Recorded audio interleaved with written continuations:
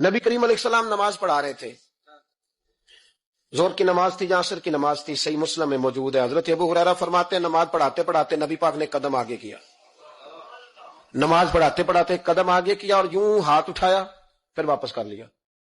اب نماز پڑھ کے نا تو سلام پھیرا تو صحابہ عرض کرنے لگے یا رسول اللہ صلی اللہ علیہ وسلم، وہ نماز میں پیر بھی آگے کیا تو ہاتھ بھی اٹھایا، تو وجہ کیا تھی؟ پہلا سوال تو یہ ہے کہ آپ لوگ نماز پڑھ رہے تھے یا حضور کو دیکھ رہے تھے؟ تو صحابہ تو پہلے ہی بتاتے ہیں کہ بھئی ہم تو پہلی صف میں نماز اس لیے پڑھتے تھے کہ نماز بھی ہوتی رہتی تھی اور چپ کے محبوب کی دید بھی ہوتی رہتی تھی۔ حضور سے پوچھا یا رسول اللہ، وہ نماز پڑھتے پڑھتے قدم آگے بڑھایا آپ نے تو پھر پیچھے کر لیا، کیا تھا؟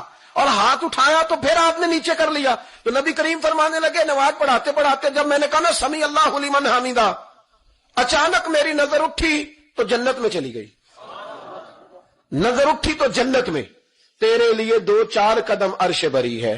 تو محبوب فرماتے ہیں جب میری اوپر نظر گئی نا تو میں نے دیکھا کہ انگوروں کا ایک خوشہ لٹک رہا ہے جنت میں، تو میں نے ہاتھ بڑھایا کہ توڑ لوں۔ حضور کھڑے ہیں مسجد نبوی میں اور فرماتے ہیں کہ میں یہاں کھڑے ہو کے ہاتھ اونچا کروں تو میرا جنت تک پہنچ جاتا ہے۔ فرمایا میرا ارادہ ہوا کہ وہ خوشہ جنت کا توڑ لوں، اور ذرا میں نے پیر آگے بڑھایا ہی تھا تو میرے دل میں خیال آیا کہ جنت راز ہے تو راز ہی رہنی چاہیے، یہ راز کھول گیا تو مزہ نہیں آئے گا، تو میں نے پھر وہ ہاتھ واپس کر لیا۔ صحابہ کہتے ہیں جب نبی کریم نے یہ بیان کیا تو ہمارے چہرے نہ تجسس سے کھیل اٹھے، تجسس سے ہم کوئی بات اور بھی سننا چاہتے تھے۔ تو محبوب فرمانے لگے اگر میں وہ خوشہ توڑ کے لے آتا اور تمہیں دے دیتا تم قیامت تک بھی کھاتے رہتے تو تم سے ختم نہیں ہونا تھا۔